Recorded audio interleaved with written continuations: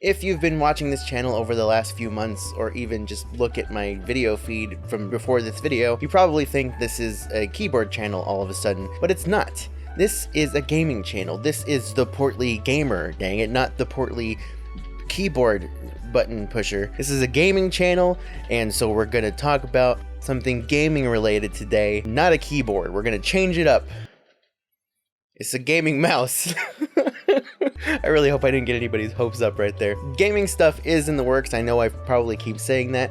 It really is. It's just I gotta get these videos done like within a certain amount of time. The gaming ones not so much, but I am working on getting some stuff out. Thank you for your patience if you haven't really been enjoying the tech stuff and you want to see the gaming stuff. But that's not what we're talking about today. Today we are talking about the HK Gaming Mira S gaming mouse. Thank you to HK Gaming for sending this out. They also sent out some keycaps that I didn't ask for. I requested the mouse for review, but not the keycaps. I might do a review on those separately. Maybe I have to because they sent them to me. I don't know. But this mouse, it's a small mouse and it is lightweight, but it packs quite a wallop, especially for the price. Coming in at a retail price of about $60, usually you'll actually find it though for around $50. The Mira S may have a small price tag and a small size, but it is a heavy hitter in the gaming mouse market, and it's been around for a little while. I'm not gonna lie, I've had this mouse for a bit, and it took me some time to get this review done, but here it is.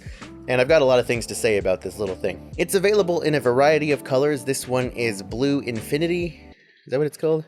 Blue Serenity. Whoops. This is the Blue Serenity color. I know it might look a little more purple on camera. There actually is a lavender color that's even more purple than this. So trust me, this is a shade of blue somewhere in there. It has a PixArt PMW 3360 sensor that can go up to 12,000 DPI. You're never gonna need anywhere near 12,000, but it's always nice to have a range in case you do want to increase to that level for whatever reason. You know, maybe you have an 87-inch monitor and you really need to get across it really quick. Well, there you go. This is a very lightweight mouse. It weighs in at about 63 grams, although HK Gaming's website says 61. With the cable and everything, it's gonna vary by a couple of grams. It is still a very light mouse, and it is one of the better ones that I've used or heard of, because I haven't used too many of them, but it's a really good one. The size is 114 millimeters from front to back, 39.5 from top to bottom, and about 60 millimeters from side to side, with a dip in the middle widening toward the back for a better grip.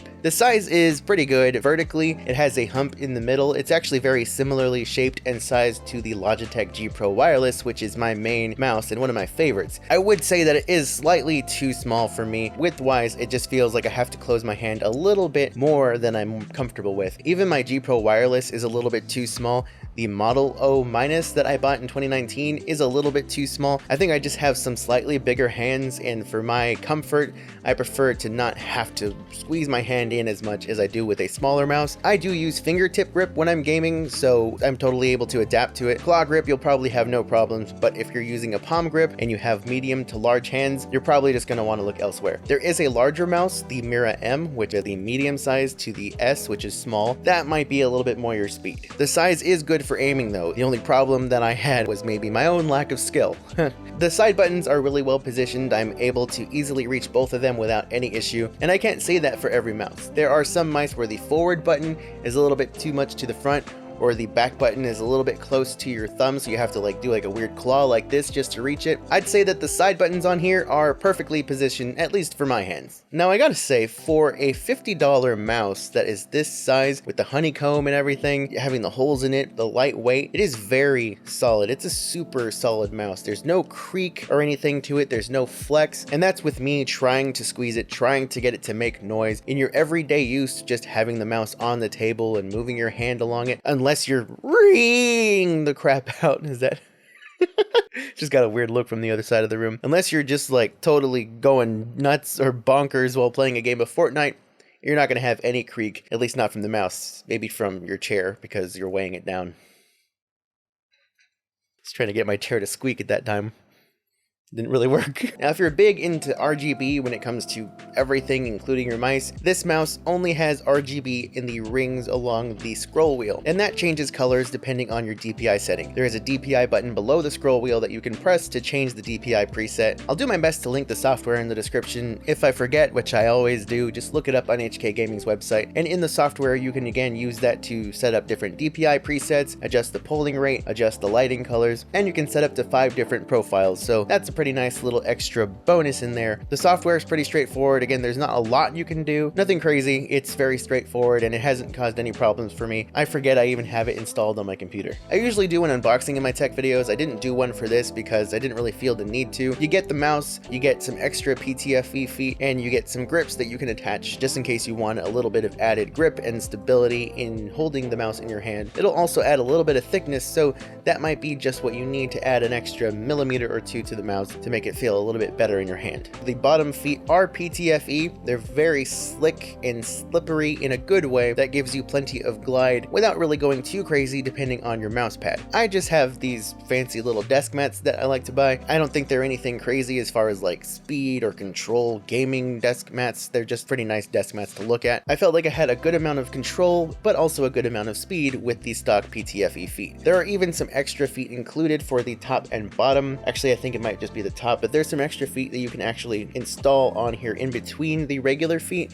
in case you want to add a little bit more glide. That is going to add like another gram or so to the mouse, but I mean, it's already super lightweight. It's not going to be a huge deal if you want to have that extra glide, that extra slippiness, as I like to say, from adding the extra PTFE. The triggers feel really clicky and satisfying to press. The side buttons as well, even the DPI button. I would say that all the buttons are pretty clicky. My main disappointment comes from scrolling the actual scroll wheel. Even out of the box, brand new, it just feels very light. There's some bumpiness to it and it has a nice texture that makes it easy for you to scroll, unlike some other mouse wheels that I've used in the past, compared to something like a BenQ mouse, which have been known for not having the best scroll wheels. I personally just like to really feel the scrolls. I like to have a little bit of oomph in there. I like to feel it a little grindy, a little grippy, but this is just very smooth to the point where it just doesn't feel satisfying. It's totally functional. It just doesn't feel like I'm scrolling.